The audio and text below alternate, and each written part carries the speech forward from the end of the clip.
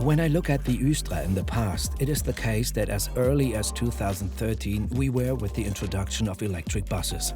Then, in 2016, we introduced the first electric buses. And what is so self-evident today? Which charging system do I use? How long do I have to charge? How do I integrate all these buses into my operation? Back then, everything still had to be figured out. We also didn't know how much energy an electric bus consumes per kilometer. And that's why we decided at the time on the charging system that we would charge on the road. We decided on conductive charging with a pantograph. And at the end of the day, this, what was tested so 2016, everything has now turned out to be normal and also very good.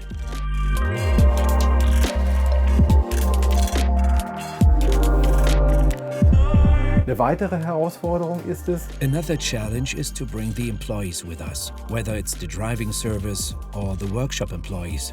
The system is changing. You have a completely different drive system, and you have to convince your employees, your colleagues of that. I find the e-bus much cleaner, and the startup is also different with the e-bus, which starts much faster. So my working day has only changed to the extent that charging is added during turnaround times. We've solved the challenge in the sense that we've taken everyone with us. From the very first product selection, which bus we use, which system we use, that was a grassroots decision. We involved all the technicians, and we also involved all the driving service right away. We have a COM specialist group at ÜSTRA. They take care of the vehicles, and these objections were also taken on board. The project was relatively broad, and it's relatively broadly based. In other words, many employees from many areas of the company are involved, and they are all enthusiastic about the project. And it's only through project enthusiasm and product enthusiasm that such a new system can be introduced like this. Differences in maintenance between diesel and e-buses is first of all primarily not even that big. Of course, now I have the advantage that with e-vehicles I no longer have combustion vehicles, where I have to work with lubricants.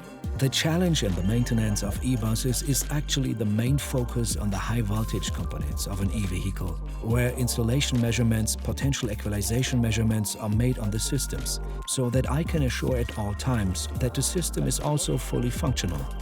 A special challenge is indeed the introduction of such new vehicle systems, the challenge of diagnostic software, especially since e-vehicles are still relatively new in the commercial vehicle sector.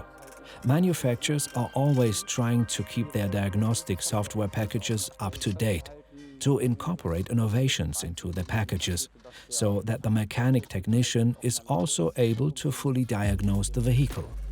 With the introduction of electric buses, IT was experienced yet another wave of innovation, especially in the bus sector. Telemetry data must be evaluated. You can operate predictive maintenance.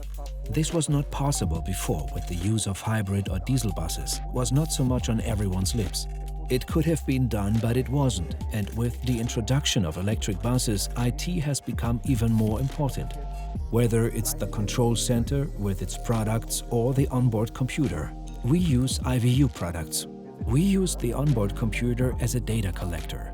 The data collector is a central device, so that all downstream systems can be supplied with data.